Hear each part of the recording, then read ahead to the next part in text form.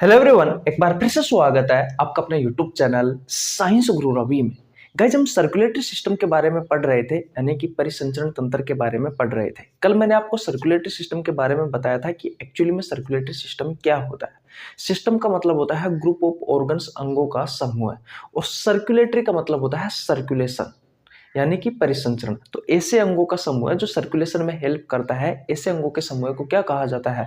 Circulatory system कहा जाता है। इस सर्कुलेटरी सिस्टम में हम मुख्य रूप से ब्लड के बारे में, ब्लड वेसल्स के बारे में और हार्ट के बारे में पढ़ते हैं। लास्ट क्लास में मैंने आपको ओपन सर्कुलेटरी सिस्टम यानी कि खुला परिसंचरण तंत्र के बारे में बताया था। क्लोज्ड सर्कुलेटरी सिस्टम यानी कि बंद परिसंचरण तंत्र के बारे में बताया था। प्योर ब्लड यानी कि शुद्ध रक्त के बारे में पढ़ाया था। इम्प्योर ब्लड यानी कि अशुद्ध रक्त के बारे में मैंने आपको पढ़ाया था। हमारा हृदय किस तरीके से ब्लड को पंप करता है उसके बारे में मैंने आपको बताया था। मैंने आपको इसके अलावा सिंगल सर्कुलेशन यानी कि एकल परिसंचरण के बारे में बताया था। डबल सर्कुलेशन यानी कि दोहरा परिसंचरण के बारे में बताया था। इसके अलावा इनकम्प्लीट सर्कुलेशन यानी कि अधूरा परिसंचरण के बारे में बताया था। इन सभी के बारे में हम लास्ट क्लास में बात कर चुके।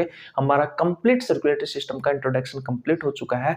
आज के इस वीडियो में मैं आपको ब्लड वेसल्स के बारे में बताने वाला हूं। जब हम मानव हृदय यानी कि ह्यूमन हार्ट के बारे में पढ़ेंगे तो वहां पर ये ब्लड वेसल्स बहुत ज्यादा काम आने वाली है। तो सबसे पहले आप चैप्टर का नाम लिख लीजिए, और अगर आपने कल की वीडियो नहीं देखी है तो आपको नीचे लिंक डिस्क्रिप्शन में मिल जाएगा, आप जाकर चेकआउट कर सकते हैं। तो चैप्टर का नाम क्या है? चैप्टर का नाम है सर्कुलेटरी सिस्टम, यानी कि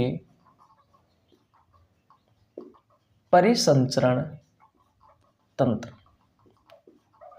और लास्ट क्लास में मैंने आपसे कहा था कि आज किस क्लास में मैं आपको किसके बारे में पढ़ाने वाला हूं? ब्लड वेसल्स के बारे में पढ़ाने वाला हूं,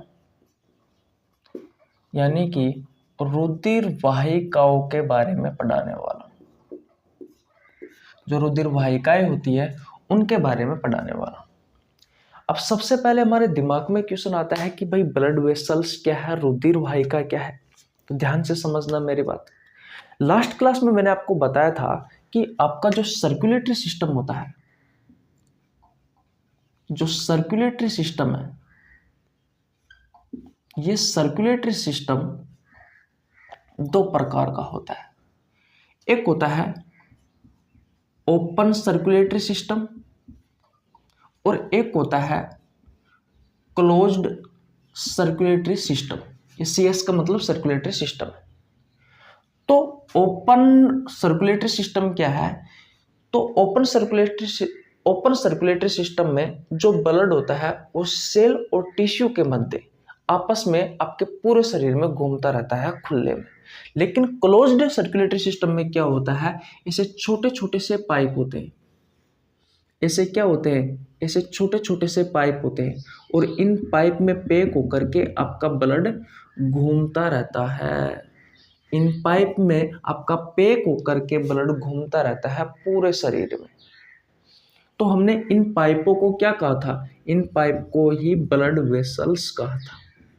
इन पाइप को ही ब्लड वेसल्स कहा था, रुधिर वाहिका कहा था। रुधिर वाहिका कहा था। बताओ, इन ब्लड वेसल्स को ही क्या था, क्या कहा था? इन ब्लड वेसल्स को ही रुधिर वाहिका कहा था। बोलो, इतनी बात समझ में आ गई? जिस तरीके से एक पाइप होता है, उस पाइप में पैक होकर के पानी एक स्थान से दूसरे स्थान पर पहुंचता है, ठीक उसी तरीके से हमारे शरीर में बहुत सारे डक्ट होती है, बहुत सारी नलिकाएं होती है छोटी छोटी, जिनमें पैक होकर के ब्लड घूम रहा होता है हमारे पूरे शरीर में। तो इन छोटी छोटी डक्ट को, इन छोटी छोटी नलिकाओं को क्या कहा जाता है? ब्लड वेसल्स कहा जाता है, रुधिर वाहिका कहा जाता है, जिसे आप आम भाषा में नस कहते हो। हमारे शरीर में बहुत सारी नलियों का जाल होता है, बहुत सारी नसों का जाल होता है। इन नस को ही क्या कहते हैं? ब्लड वेसल्स कहते हैं, रुधिर वाहिका कहते हैं। तो क्लोज्ड सर्कुलेटरी सिस्टम में मैंने आपको यही बताया था कि बंद परिसंचरण तंत्र ऐसा परिसंचरण तंत्र होता है जिसमें रक्त जो होता है वो ब्लड वेसल्स में पैक होकर के घूमता रहता है। और इस ओपन सर्कुलेटरी सिस्टम में ब्लड जो होता है ना, ब्लड वो भैया सेल और टिश्यू के मध्य, सेल टिश्यू अंगों के बीच में खुले में घूमता रहता है। जैसे कि अगर आप कॉकरोच को उल्टा करके देखोगे ना, तो उसमें आपको रात के समय में कॉकरोच को उल्टा करना और उस पर लाइट का प्रकाश देना, यानी कि लाइट जला देना, उसके ऊपर लाइट देना, तो आप देखोगे कि ऊपर से नीचे की ओर, नीचे से ऊपर की ओर, ऊपर से नीचे की ओर, नीचे से ऊपर की ओर आपको भैया ब्लड एक वाइट रंग का पदार्थ घूमता हुआ दिखाई देगा। तो कॉकरोच के ब्लड का रंग वाइट होता है और वो ऊपर से नीचे, नीचे से ऊपर सेल और कोशिकाओं के मध्य बिल्कुल खुले में घूमता रहता है। लेकिन हमारे शरीर में ऐसा नहीं होता। हमारे शरीर में ऐसे छोटे छोटे से पाइप होते हैं, इन पाइप में पैक होकर के ब्लड आपका घूमता रहता है आपके पूरे शरीर में। ठीक है, तो अब आपको समझ में आ गया कि ब्लड वेसल्स क्या है। तो ब्लड वेसल्स ऐसे छोटे छोटे से डक्ट होती है, ऐसे छोटे छोटे से पाइप होते हैं जिनमें पैक होकर के आपका ब्लड घूम रहा होता है आपके पूरे शरीर में। और इन पाइप को ही क्या कहा जाता है? इन पाइप को ही ब्लड वेसल्स कहा जाता है, रुधिर वाहिका कहा जाता है, रुधिर वाहिका कहा जाता है। ये क्या है? ये आपका ब्लड है। ये आपका क्या है? ये आपका ब्लड है। बताओ, तो ऐसे छोटे छोटे से पाइप जिनमें पैक होकर के आपका ब्लड पूरे शरीर में घूम रहा होता है, उन पाइप को, उन छोटे छोटे नलियों को, उन डक्ट्स को क्या कहा जाता है? उन डक्ट्स को ब्लड वेसल्स कहा जाता है, जिन्हें हम आम भाषा में नस कहते हैं। अब क्या ये थोड़ी ना बताओगे कि हमारे शरीर में से छोटे छोटे से पाइप होते हैं जिसमें ब्लड पैक होकर के घूमता रहता है, उसे ब्लड वेसल्स कहते हैं, उसे रुधिर वाहिका कहते हैं। ऐसे थोड़ी ना बताओगे एग्जाम में। तो एग्जाम में किस तरीके से बताओगे? एग्जाम में बताओगे कि कुछ ऐसी वाहिकाएं होती है जो ब्लड को पहले तो हार्ट के पास ले जाती है, यानी कि आपके हृदय के पास ले जाती है। ये देखो, ये लेके जा रही है। और हृदय से कुछ ऐसी वाहिकाएं होती है जो ब्लड को लेकर के आती है। कहाँ पर? आपके शरीर के ऑर्गन्स के पास, आपके शरीर के अंगों के पास।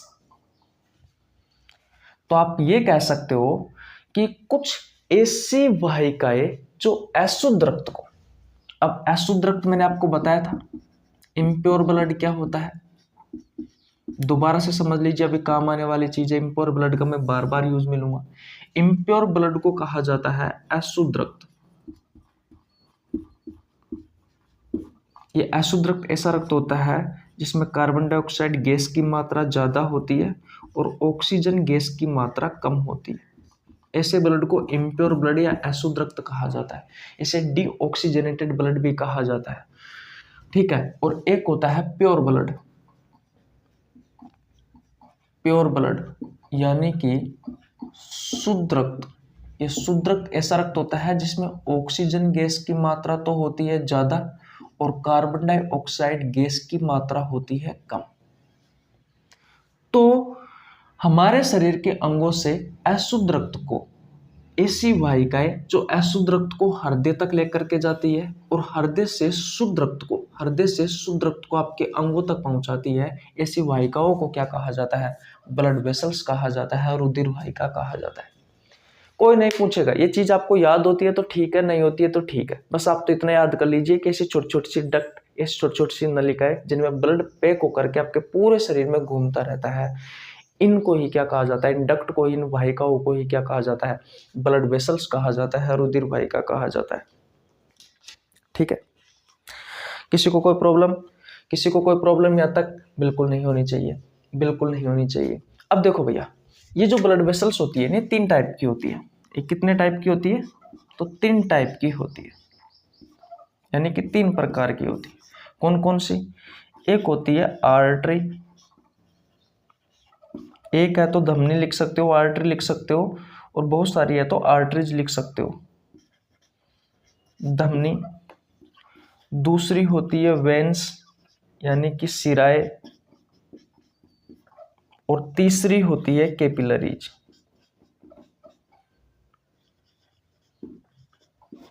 यानी कि केशिका। कोशिका मत लिखना, केशिका है। तो ब्लड वेसल्स, ये जो रुधिर वाहिका होती है, ये 3 प्रकार की होती है। एक होती है धमनी, एक होती है सिराएं, और एक होती है केशिका। Artery, veins, capillaries. Arteries, veins, capillaries, ये 3 प्रकार की होती है भैया। आइए एक एक के बारे में समझते हैं। लास्ट में मैं आपको डायग्राम की सहायता से बताने वाला हूँ बहुत अच्छी अच्छी चीज़ों के बारे में। बताओ, यहाँ तक बात क्लियर है? यहाँ तक बात क्लियर है? देखो, इन छोटी छोटी चीज़ों के बारे में आपको पता होना ज़रूरी है। लाइट गई है यार, 2 मिनट रुकना भैया।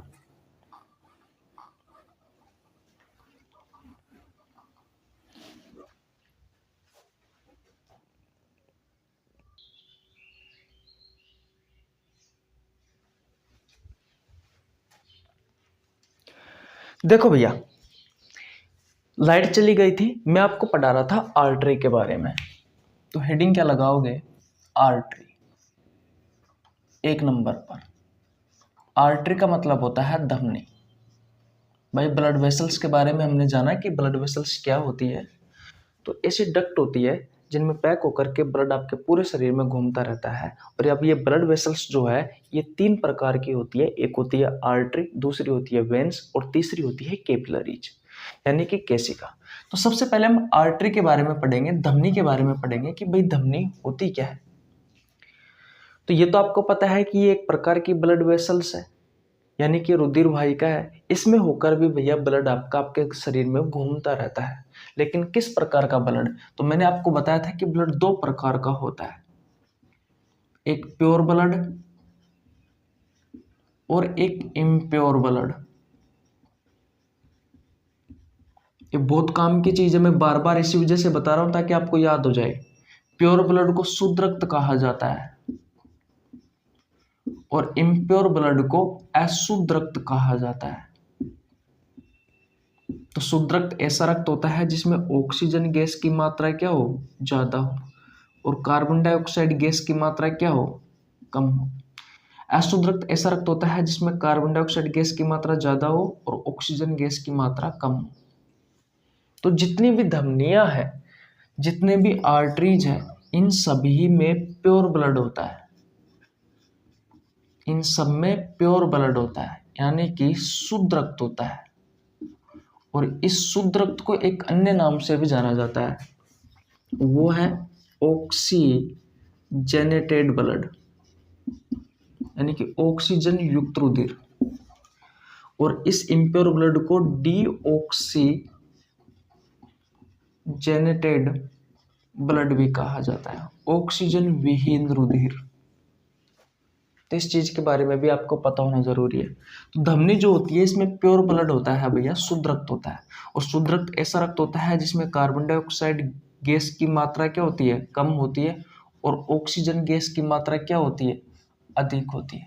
तो वो होता है प्योर ब्लड, शुद्ध रक्त, जिसे आप ऑक्सीजनेटेड ब्लड भी कहते हैं। तो कभी भी आपसे अगर कोई क्वेश्चन पूछे कि भैया जो धमनी होती है, जो आर्टरी होती है, उन आर्टरियों में कैसा ब्लड बहता है, तो उन आर्टरियों में प्योर ब्लड, यानी कि जो शुद्ध रक्त होता है वो शुद्ध रक्त बहता है भैया। कैसा ब्लड बहता है? वो शुद्ध रक्त बहता है भैया। बोलो, इतनी बात क्लियर है? किसी को कोई प्रॉब्लम यहाँ तक बिल्कुल नहीं होनी चाहिए। अब देखो भैया, इसके कलर के बारे में बात करते हैं, इसके रंग के बारे में बात करते हैं कि भैया इसका रंग कैसा होता है। तो धमनिया का जो रंग होता है वो होता है रेड, यानी कि लाल। तो धमनी का रंग कैसा होता है? लाल होता है। और इसमें किस प्रकार का ब्लड बहता है? तो इसमें प्योर ब्लड, शुद्ध रक्त बहता है। ऐसा रक्त जिसमें कार्बन डाइऑक्साइड गैस की मात्रा क्या हो? कम हो, और ऑक्सीजन गैस की मात्रा ज्यादा हो। ऐसे ब्लड को क्या कहा जाता है? प्योर ब्लड कहा जाता है, शुद्ध रक्त कहा जाता है। बोलो, इतनी बात क्लियर है? किसी को कोई प्रॉब्लम बिल्कुल नहीं होनी चाहिए। इन्हें मैं मिटा दूं? चलो रहने देता हूं अभी तो। अब देखो, ध्यान से समझना। अब आपसे क्वेश्चन पूछा जाता है कि सबसे बड़ी धमनी कौन सी है। भाई, अब आपसे आपके एग्जाम में क्वेश्चन क्या पूछा जाएगा कि सबसे बड़ी धमनी कौन सी है। तो जो सबसे बड़ी धमनी होती है भैया वो होती है AORTA। इंग्लिश में तो ऐसे लिखा जाता है, हिंदी में लिखा जाता है ओटा या फिर आयोटा। इसमें ये आर साइलेंट होता है, याद रखना। तो अगर आपसे कोई क्वेश्चन पूछे कि सबसे बड़ी धमनी कौन सी है, तो भैया वो होती है ओटा या फिर आयोटा। इसे महाधमनी भी कहते हैं,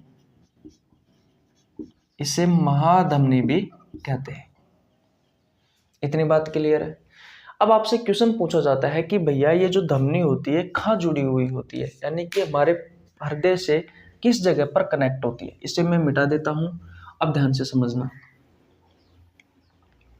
डायग्राम की सहायता से समझते हैं। मैंने आपसे कहा था कि हृदय का आकार बंद मुट्ठी के समान होता है कि नहीं, और आपके हृदय में 4 चैम्बर होते हैं।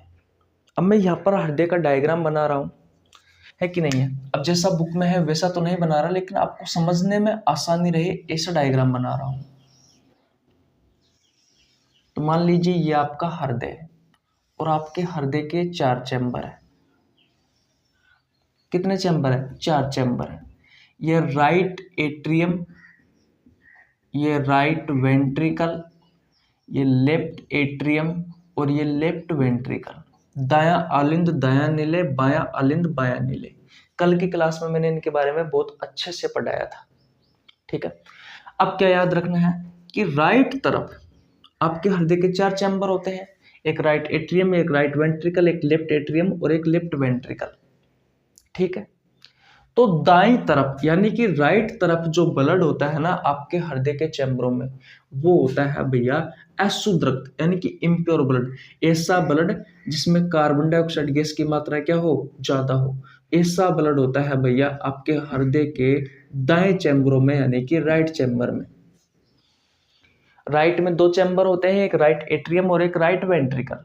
तो दाईं ओर जो आपके हृदय के चैम्बर होते हैं उनमें याद रखना हमेशा अशुद्ध रक्त होता है।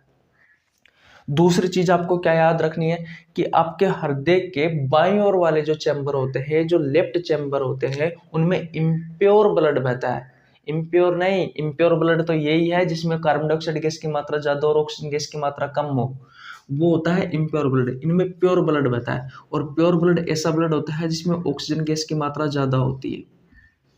तो आपको क्या याद रखना है? आपको याद रखना है कि बाईं ओर तो प्योर ब्लड बहता है, शुद्ध रक्त बहता है जिसमें ऑक्सीजन गैस की मात्रा ज्यादा हो और कार्बन डाइऑक्साइड गैस की मात्रा कम हो, और दाईं ओर जो होता है वो अशुद्ध रक्त बहता है, इम्प्योर ब्लड बहता है, ऐसा ब्लड जिसमें कार्बन डाइऑक्साइड गैस की मात्रा ज्यादा हो और कार्बन डाइऑक्साइड गैस की मात्रा ज्यादा हो और ऑक्सीजन गैस की मात्रा कम हो, ऐसे ब्लड को इम्प्योर ब्लड कहा जाता है। तो दाईं ओर अशुद्ध रक्त और बाईं ओर शुद्ध रक्त बहता है आपके हृदय के चैम्बरों में। मैंने कहा कि सबसे बड़ी जो धमनी होती है ना वो होती है ओटा या आयोटा। तो ये हृदय के किस चैम्बर से जुड़ी हुई होती है? तो ये जुड़ी हुई होती है लेफ्ट वेंट्रिकल से, इस जगह पर जुड़ी हुई होती है भैया। यहाँ पर एक वाल होता है, इस वाल को नाम दिया जाता है एओर्टिक, एओर्टिक या आयोटा का कपाट, एओर्टिक वाल्व लिखा जाता है इंग्लिश में, हिंदी में लिखा जाता है आयोटा का कपाट या ओटा का कपाट। और ये कौन सी है? ये है भैया आपकी ओटा, सबसे बड़ी धमनी, जो हृदय के किस चैम्बर से जुड़ी हुई होती है? जो लेफ्ट वेंट्रिकल से यानी कि बायां आलिंद से जुड़ी हुई होती है, जो आपके शरीर के अंगों तक शुद्ध रक्त को पहुंचाती है, जो आपके शरीर के अंगों तक शुद्ध रक्त को पहुंचाती है, ऐसा प्योर ब्लड को पहुंचाती है। क्योंकि प्योर ब्लड ऐसा ब्लड होता है, प्योर ब्लड ऐसा ब्लड होता है जिसमें ऑक्सीजन गैस की मात्रा ज्यादा और कार्बन डाइऑक्साइड गैस की मात्रा कम हो। तो कभी आपसे क्वेश्चन पूछे कि जो सबसे बड़ी धमनी होती है, वो सबसे बड़ी धमनी भैया किस हृदय के किस चैम्बर से जुड़ी हुई होती है? तो लेफ्ट वेंट्रिकल से यानी कि बायां आलिंद से जुड़ी हुई होती है। बायां आलिंद से नहीं, बायां नीले से जुड़ी हुई होती है। ऊपर वाले आलिंद होते हैं, नीचे वाले नीले होते हैं। तो बायां आलिंद से जुड़ी हुई, बाएं नीले से जुड़ी हुई होती है, ठीक है। किससे जुड़ी हुई होती है? बाएं नीले से जुड़ी हुई होती है, बाएं नीले से जुड़ी हुई होती है। तो मैं लिख देता हूं कि जो आयोटा होती है ये लेफ्ट वेंट्रिकल, बायां नीले से जुड़ी हुई होती है। बताओ, इतनी बात समझ में आ गई? किसी को कोई प्रॉब्लम? किसी को कोई प्रॉब्लम यहाँ तक? बिल्कुल नहीं होनी चाहिए। तो जो धमनी होती है उन धमनियों में प्योर ब्लड बहता है, शुद्ध रक्त बहता है, ऐसा रक्त जिसमें ऑक्सीजन गैस की मात्रा ज्यादा हो और कार्बन डाइऑक्साइड गैस की मात्रा कम हो, ऐसे ब्लड को शुद्ध रक्त कहा जाता है। इसका रंग लाल होता है। और सबसे बड़ी जो धमनी होती है वो होती है ओटा या आयोटा, जो हृदय के किस चैम्बर से जुड़ी हुई होती है? बायां नीले से लेफ्ट वेंट्रिकल से जुड़ी हुई होती है। एओर्टिक वाल आयोटा के कपाट की सहायता से, एओर्टिक एओर्टिक वाल्व की सहायता से जुड़ी हुई होती है। बताओ, इतनी बात क्लियर है। लेकिन इन धमनियों में भी एक अपवाद है भैया, एक एक्सेप्शन है, एक अपवाद है। अब वो अपवाद क्या है भैया? तो वो है भैया पल्मोनरी आर्टरी। अब आप कहोगे कि भैया पल्मोनरी आर्टरी अपवाद क्यों है? क्योंकि पल्मोनरी आर्टरी के अलावा जितने भी धमनी है, जितने भी आर्टरीज है, उन सभी में प्योर ब्लड बहता है। लेकिन ये जो पल्मोनरी आर्टरी है ना, इसमें इम्प्योर ब्लड बहता है। इसमें कैसा ब्लड बहता है? इसमें इम्प्योर ब्लड बहता है। इसमें कैसा ब्लड बहता है? इम्प्योर ब्लड बहता है, अशुद्ध रक्त बहता है। इसमें ऐसा रक्त बहता है जिसमें कार्बन डाइऑक्साइड गैस की मात्रा ज्यादा हो और ऑक्सीजन गैस की मात्रा कम हो। और बाकी की जितनी भी आर्टरी है, उन सभी आर्टरी में प्योर ब्लड बहता है, शुद्ध रक्त बहता है। लेकिन ये अपवाद है, ये पल्मोनरी आर्टरी ये अपवाद है, इसमें इम्प्योर ब्लड बहता है। अब आपसे क्वेश्चन पूछा जाता है कि पल्मोनरी जो आर्टरी होती है, ये कहाँ पे जुड़ी हुई होती है भैया, किस जगह पर जुड़ी हुई होती है? तो याद रखना, यहाँ पर एक वाल होता है राइट वेंट्रिकल में। इस वाल का नाम होता है सेमी लूनार वाल्व। इस सेमी लूनार वाल्व से ये जुड़ी हुई होती है भैया, कौन? ये पल्मोनरी आर्टरी। और लंग्स तक लेकर के जाती है भैया ये इम्प्योर ब्लड को। अब देखो ये क्या है, ये कौन सी है? ये है पल्मोनरी, ये पल्मोनरी आर्टरी है। पल्मोनरी आर्टरी को कहा जाता है फुसफुसीय धमनी।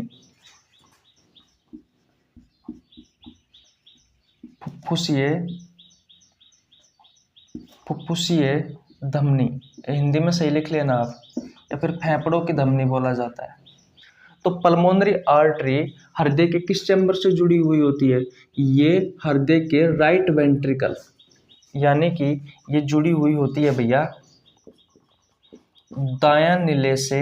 ये ब्लड को उठाती है, और किस ब्लड को? दिख रहा है ना, तो ये इम्प्योर ब्लड को उठाती है, यानी कि अशुद्ध रक्त को उठाती है और खा लेकर के जाती है, ये लंग्स तक लेकर के जाती है, आपके फेफड़ों तक लेकर के जाती है। तो राइट वेंट्रिकल में ये जो इम्प्योर ब्लड है, देखो मैंने आपको बताया था कि राइट में इम्प्योर ब्लड होता है और लेफ्ट में प्योर ब्लड होता है। तो राइट में जो इम्प्योर ब्लड है, उस इम्प्योर ब्लड को ये जो पल्मोनरी आर्टरी है, फेफड़ों की धमनी है भैया, ये उठा करके कहाँ लेके आएगी? आपके फेफड़ों में लेकर के आती है। तो एक तरफ ये राइट वेंट्रिकल यानी कि दायां नीले से जुड़ा हुआ होता है, कौन? ये आपका पल्मोनरी आर्टरी, और ये इम्प्योर ब्लड को फेफड़ों तक लेकर के जाता है। तो देखो राइट वेंट्रिकल से जुड़ा हुआ है, और दूसरी तरफ ये आपके लंग्स यानी कि फेफड़ों से जुड़ा हुआ है। तो कभी आपसे क्वेश्चन पूछे कि जो पल्मोनरी आर्टरी है उसमें कौन सा ब्लड बहता है, तो उसमें इम्प्योर ब्लड बहता है, ऐसा ब्लड जिसमें कार्बन डाइऑक्साइड गैस की मात्रा ज़्यादा हो और ऑक्सीजन गैस की मात्रा कम हो। ये किस किस से जुड़ा हुआ होता है?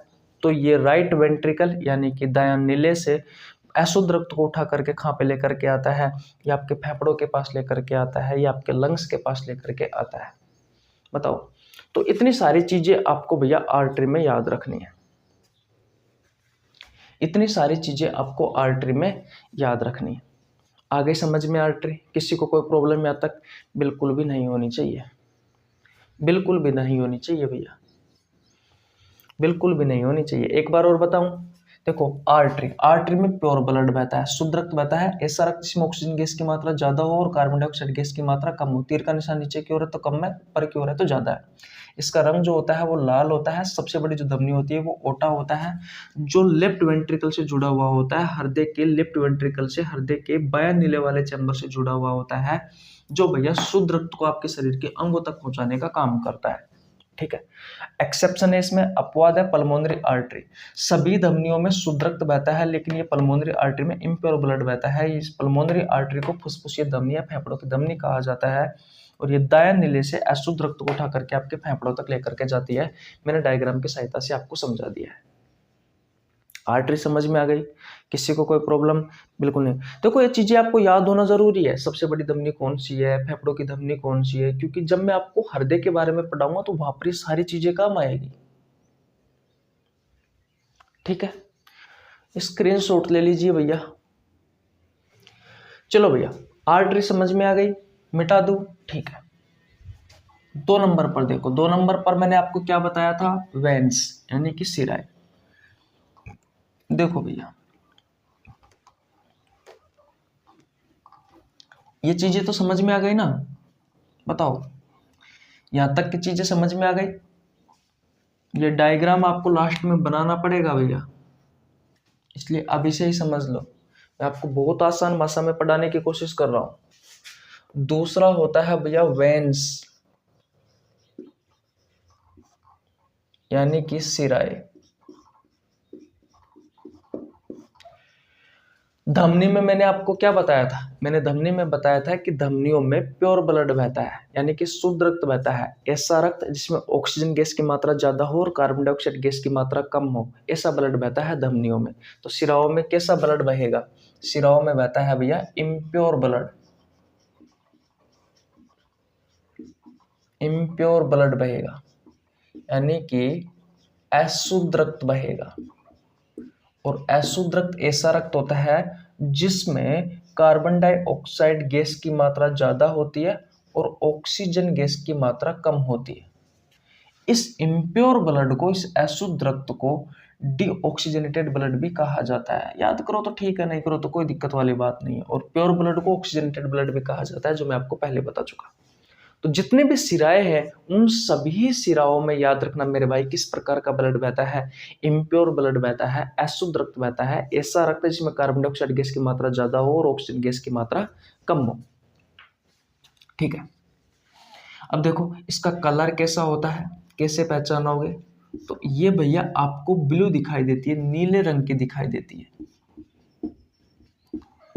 कभी आपने डेड बॉडी देखी है, अगर डेड बॉडी को लंबे समय तक ऐसे रखा जाए तो उसका रंग जो होता है ना, वो डेड बॉडी नीली पड़ जाती है। क्योंकि शरीर में ऑक्सीजन का परिवहन बंद हो जाता है, और ऑक्सीजन का परिवहन जैसे ही बंद होगा तो शरीर में कार्बन डाइऑक्साइड गैस की मात्रा ज्यादा हो जाएगी। तो कार्बन डाइऑक्साइड गैस की मात्रा ज्यादा होने के कारण बॉडी जो होती है वो भैया नीली पड़ जाती है। उसके हाथ पैर नाखून आंख सब नीले पड़ जाएंगे भैया। कभी डेड बॉडी देखी हो तो देखना, ठीक है। इतनी बात क्लियर है। तो जो वेन्स होती है, जो सिराएं होती है, इसमें इम्प्योर ब्लड होता है, ऐसा ब्लड जिसमें कार्बन डाइऑक्साइड गैस की मात्रा ज्यादा होती है और ऑक्सीजन गैस की मात्रा कम होती है। तो इसका रंग कैसा दिखाई देगा आपको, नीला दिखाई देगा, ठीक है। अब भैया जिस तरीके से हमने देखा कि सबसे बड़ी धमनी होती है वो महाधमनी होती है यानी कि आयोटा या ओटा होती है, वैसे ही अगर आपसे पूछा जाए कि सबसे बड़ा सिरा कौन सा है, सबसे बड़ा सिरा कौन सा है, तो याद रखना मेरा भाई वेना कावा। वेना कावा होता है भैया सबसे बड़ा सिरा। कौन सा होता है, सबसे बड़ा सिरा होता है वेना कावा। अब ये वेना कावा भी 2 प्रकार का होता है, एक होता है सुपीरियर वेना कावा और एक होता है इंफीरियर वेना कावा। ये जो सुपीरियर वेना कावा होता है ये भैया छोटा होता है, और जो इंफीरियर वेना कावा होता है ये बड़ा होता है। सुपीरियर वेना कावा छोटा होता है और इंफीरियर वेना कावा बड़ा होता है। देखो अब ये हृदय के किस चैम्बर से जुड़ा हुआ होता है वेना कावा, तो सबसे पहले तो आपको ये पता होना जरूरी है। तो ये हृदय के दायां आलिंद से जुड़ा हुआ होता है, राइट एट्रियम से जुड़ा हुआ होता है। लेकिन ये मैंने आपको दो बताए थे। तो ये ऊपर की ओर जो आपको दिखाई देता है ये होता है सुपीरियर वेना कावा, लेकिन ये छोटा है भैया, दिखाई दे रहा है, लेकिन ये छोटा है। और नीचे की तरफ जो होता है ये होता है इंफीरियर वेना कावा। तो ये शरीर के अंगों से अशुद्ध रक्त को लेकर के आता है। तो अशुद्ध रक्त कैसा रक्त होता है? जिसमें कार्बन डाइऑक्साइड गैस की मात्रा ज्यादा हो और ऑक्सीजन गैस की मात्रा कम हो, वो होता है इम्प्योर ब्लड। वो कौन सा होता है? वो होता है इम्प्योर ब्लड। ठीक है, तो ये कौन से ब्लड को लेकर के आ रहा है? जिसमें कार्बन डाइऑक्साइड गैस की मात्रा ज्यादा हो और ऑक्सीजन गैस की मात्रा कम हो, ऐसे ब्लड को लेकर के आ रहा है भैया ये वेना कवा आपके शरीर के अंगों से।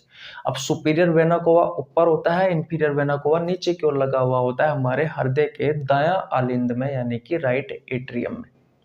तो जो सुपीरियर वेना कवा होता है ये हमारे सीने के ऊपर के जो ऑर्गन्स है उनके पास से अशुद्ध रक्त को लेकर के आएगा और खा ले जा करके छोड़ देगा, इस राइट एट्रियम के पास ले जा करके छोड़ देगा। और जो इंफीरियर वेना कवा होता है जो नीचे की ओर लगा हुआ होता है, ये सीने से नीचे के जितने भी ऑर्गन है उनके पास से अशुद्ध रक्त को लेकर के आएगा और इस अशुद्ध रक्त को भैया राइट एट्रियम यानी कि दायां आलिंद में आकर के छोड़ देगा।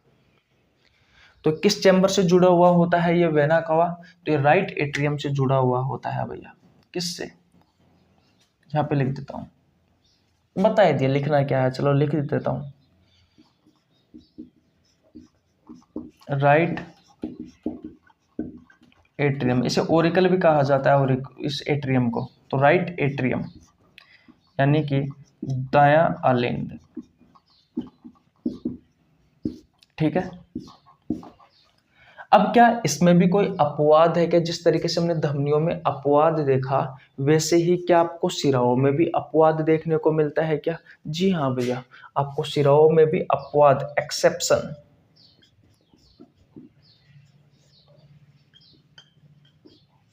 यानी कि अपवाद देखने को मिलता है, यानी कि अपवाद देखने को मिलता है।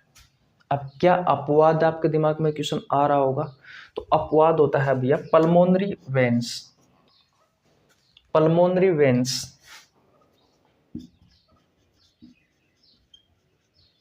पल्मोनरी वेन्स, इसे फेफड़ों का सिरा या फुसफुसीय सिरा, फुसफुसीय सिरा कहा जाता है। तो मैं लिख देता हूं फेफड़ों का सिरा। ये अपवाद है। अपवाद क्यों है? क्योंकि जितने भी सिराएं हैं उन सिराओं में इम्प्योर ब्लड बह रहा है, लेकिन इस पल्मोनरी वेन्स में प्योर ब्लड बहता है। कैसा ब्लड बहता है? प्योर ब्लड बहता है। ऐसा ब्लड जिसमें ऑक्सीजन गैस की मात्रा ज्यादा हो और कार्बन डाइऑक्साइड गैस की मात्रा कम हो, ऐसा ब्लड बहता है। अब आपसे क्वेश्चन पूछा जाता है कि भैया ये किस जगह पर जुड़ा हुआ होता है, या आपके हृदय के किस चैम्बर से जुड़ा हुआ होता है? तो याद रखना आपके लंग्स से, मैंने कहा कि पल्मोनरी आर्टरी अशुद्ध रक्त को लेकर के आती है और फेफड़ा क्या करता है? इस अशुद्ध रक्त को शुद्ध रक्त में कन्वर्ट करने का काम करता है। इस अशुद्ध रक्त को शुद्ध रक्त में कन्वर्ट करने का काम करता है। तो ये जो ब्लड आ रहा है ये इम्प्योर ब्लड है पल्मोनरी आर्टरी की सहायता से, यानी कि ऐसा ब्लड जिसमें कार्बन डाइऑक्साइड गैस की मात्रा ज्यादा और ऑक्सीजन गैस की मात्रा कम है। फिर मैंने आपको ब्लड वाले चैप्टर में भी पढ़ाया था, इस वाले चैप्टर में शायद कल भी मैंने आपको बताया था कि जो लंग्स होते हैं वो इम्प्योर ब्लड को प्योर ब्लड में इम्प्योर ब्लड को प्योर ब्लड में कन्वर्ट करने का काम करते हैं।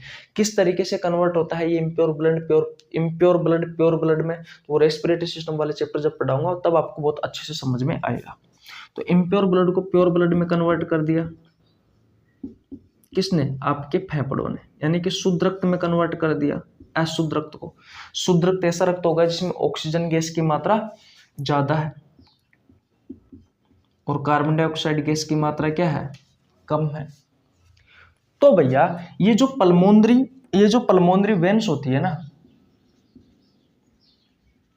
ये जो पल्मोनरी वेन्स होती है ना, ये पल्मोनरी वेन्स यानी कि जो फेफड़ों का सिरा है ना, ये फेफड़ों का सिरा भैया इस लंग्स से इस शुद्ध रक्त को प्योर ब्लड को खा लेकर के जाएगा, आपके लेफ्ट एट्रियम में लेकर के जाएगा। तो ये किससे जुड़ा हुआ होता है? Pulmonary veins. तो नीचे लिख देता हूं, एक तरफ लंग्स से जुड़ा हुआ होता है, तो लंग्स के पास जो प्योर ब्लड होता है, जो प्योर ब्लड है, इस प्योर ब्लड को राइट नहीं लेफ्ट एट्रियम के पास, लेफ्ट ओरिकल के पास, लेफ्ट एट्रियम के पास यानी कि दायां आलिंद के पास लेकर के जाता है। बताओ चीजें समझ में आई? चीज़ें समझ में आई क्या? क्या ये डायग्राम आपको समझ में आया क्या? इसी डायग्राम का उपयोग करने वाला हूँ मैं आगे, याद रखना। इसी डायग्राम का आगे मैं उपयोग करने वाला हूँ। तो आज की क्लास बहुत ज़्यादा इम्पोर्टेंट है। यहाँ से डायरेक्ट आपके एग्जाम में क्वेश्चन पूछे जाते हैं। जब इन चीज़ों को आप ध्यान से समझोगे, नोट्स बनाओगे, अच्छे से पढ़ोगे, तभी जाकर के पेपर क्लियर होगा। ये मत सोचना कि रेलवे ग्रुप डी वगैरह में ऐसे क्वेश्चन नहीं पूछे जाते। जब क्वेश्चन पूछा जाएगा ना, फिर मुंह बुगाड़ोगे। इसलिए ध्यान से इन चीज़ों को अच्छे से पढ़ लेना। हमने भी तो पढ़ी है ना भैया, तो आपको भी पढ़ना पड़ेगा। और अगर आपको लगता है कि यहाँ से क्वेश्चन नहीं पूछे जाते, तो प्रीवियस ईयर के पेपर उठा करके देख लेना। कोई प्रीवियस ईयर की बुक लेके आना भैया, उसमें आप देख लेना कि यहाँ से क्वेश्चन पूछे जाते हैं या नहीं पूछे जाते। ये जो चीज़ें मैं बता रहा हूँ ना, पल्मोनरी आर्टरी, पल्मोनरी वेन्स, यहाँ से बहुत सारे क्वेश्चन पूछे जाते हैं। सबसे बड़ी धमनी कौन सी है, सबसे बड़ा सिरा कौन सा है, यहाँ से अच्छे तरीके से क्वेश्चन पूछे जाते हैं। तो आर्टरी आपको समझ में आ गया, वेन्स आपको समझ में आ गया। वेन्स के बारे में एक बार और बता देता हूँ कि जो सिराएं होती है उसमें अशुद्ध रक्त बहता है। ऐसा रक्त जिसमें कार्बन डाइऑक्साइड गैस की मात्रा ज़्यादा हो और ऑक्सीजन गैस की मात्रा कम हो। इसका रंग नीला होता है, ये आपको नीले रंग की दिखाई देती है। और याद रखना, एक चीज़ और बता देता हूँ कि जो धमनी होती है वो आपके अंदर धसी हुई रहती है, लेकिन जो सिराएं होती है, आपको बाहर जो नस दिखाई देती है ना, बाहर जो नस दिखाई देती है वो सिराएं होती है। धमनी अंदर होती है, याद रखना, है कि नहीं है। तो बाहर आपको जो नस दिखाई देती है ये ग्रीन ग्रीन हरे हरे रंग की दिखाई देती है। क्यों दिखाई देती है? क्योंकि इनमें वो कार्बन डाइऑक्साइड गैस की मात्रा अधिक होती है और ऑक्सीजन गैस की मात्रा कम होती है। और ब्लड में प्लाज्मा भी पाया जाता है, तो प्लाज्मा का रंग पीला होता है। प्लाज्मा में फैट यानी कि वसा भी पाई जाती है, तो वसा का रंग भी पीला होता है। तो पीला और नीला रंग जब आपस में मिलता है ना, तो हरे रंग बनता है। इस वजह से बाहर से आपको ये हरे रंग की दिखाई देती है आपकी नस। तो ये चीजें इंपॉर्टेंट है, ध्यान रखना। सबसे बड़ा सिरा कौन सा है? तो वेना कावा है। वेना कावा दो प्रकार का होता है, एक सुपीरियर वेना कावा, एक इंफीरियर वेना कावा। तो हृदय के दायां आलिंद में सुपीरियर वेना कावा ऊपर की ओर लगा हुआ होता है, जो सीने से ऊपर के अंगों से अशुद्ध रक्त को आपके दायां आलिंद तक पहुंचाने का काम करता है। इंफीरियर वेना कावा दायां आलिंद में नीचे की ओर लगा हुआ रहता है, जो सीने से नीचे के जितने भी ऑर्गन है उन सभी अंगों से अशुद्ध रक्त को हृदय के दायां आलिंद तक पहुंचाने का काम करता है। इसमें भी क्या अपवाद है क्या? हाँ भैया, इसमें भी अपवाद है। पल्मोनरी वेन्स, जो वेन्स होती है वो अशुद्ध रक्त का परिवहन करती है, लेकिन जो पल्मोनरी वेन्स है ये प्योर ब्लड का वहन करेगी। ये प्योर ब्लड यानी कि प्योर ब्लड का परिवहन करेगी। प्योर ब्लड ऐसा ब्लड होता है इसमें ऑक्सीजन गैस की मात्रा ज्यादा हो और कार्बन डाइऑक्साइड गैस की मात्रा कम हो। ये आपके फेफड़ों से शुद्ध रक्त को कहाँ पे लेकर के जाती है? लेफ्ट एट्रियम में लेके जाती है। यहाँ पे देख लेना, लंग से पल्मोनरी वेन्स है, शुद्ध रक्त को आपके लेफ्ट एट्रियम यानी कि बायां आलिंद तक पहुंचाने का काम करती है। ठीक है, स्क्रीनशॉट ले लिया, स्क्रीनशॉट ले लिया। ओके, चीजें तो आ रही है ना समझ में या नहीं आ रही? ये डायग्राम बहुत ज्यादा इंपॉर्टेंट है। जब मैं आपको हृदय के बारे में पढ़ाऊंगा तो ये सारी चीजें आपको पता होना जरूरी है। अरे भैया, आज और कल की क्लास में, कल की क्लास नहीं देखे तो जाकर के देख लेना। मैंने आपको बहुत सारी चीजें जो आगे आप पढ़ने वाले हो उन सब के बारे में मैंने आपको पढ़ा दिया है।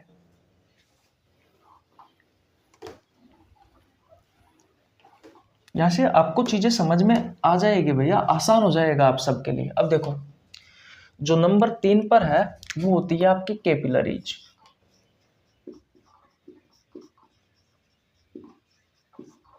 यानी कि केशिका।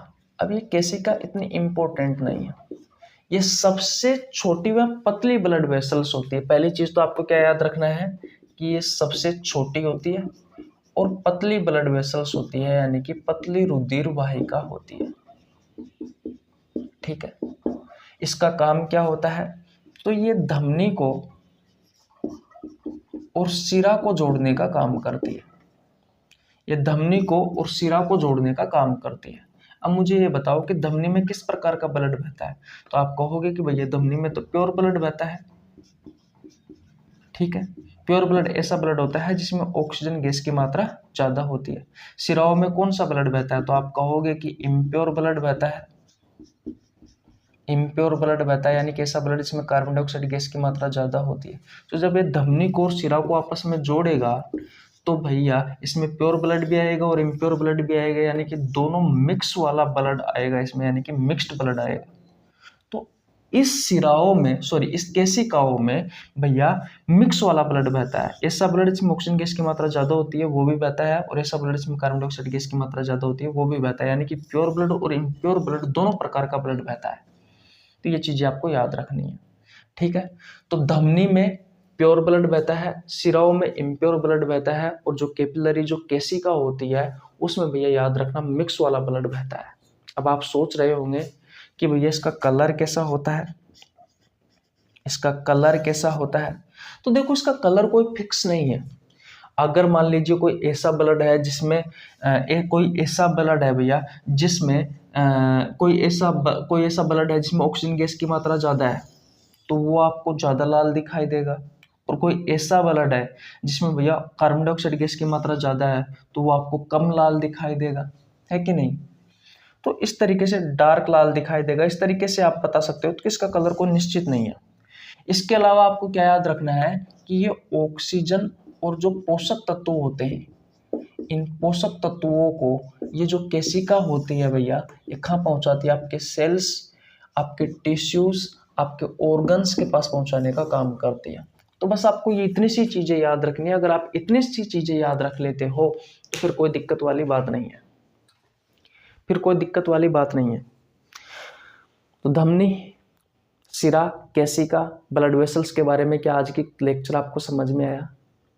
देखो मैं आपसे फिर कहता हूं कि अगर आपने बायोलॉजी स्पेशल 0.2 वाला बैच नहीं लिया है तो ले लेना, क्योंकि ये जो क्लासें देख रहे हो आप ये बैच की क्लासें हैं मेरे भाई। इस चैप्टर में आपको 2-3 ऐसी अच्छी क्लासें मिलेगी जो आपको पब्लिक नहीं होगी, जो बैच वाले स्टूडेंट ही देख सकते हैं, जो बैच वाले स्टूडेंट ही देख सकते हैं। इसलिए अगर आपने मेंबरशिप लाइन नहीं ली है तो 29 रुपये की मेंबरशिप ले लो भैया। ज्वाइन वाले बटन पर जाकर के जब आप सब्सक्राइब करते हो तो ज्वाइन वाला बटन आता है, तो ज्वाइन पर जाकर के आप 29 रुपये की मेंबरशिप ले लीजिए, आपको बैच मिल जाएगा भैया। 5 से 5.5 महीने में कंप्लीट बायोलॉजी करवा दूंगा, ठीक है।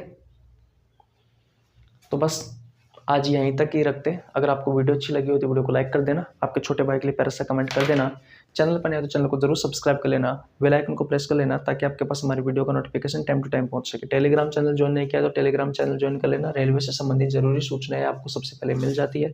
रोज भैया साइंस का फ्री टेस्ट लेता हूँ जिसमें बायोलॉजी के क्वेश्चन होते हैं, फिजिक्स के क्वेश्चन होते हैं, केमिस्ट्री के क्वेश्चन होते हैं, ठीक है। Okay, bye bye.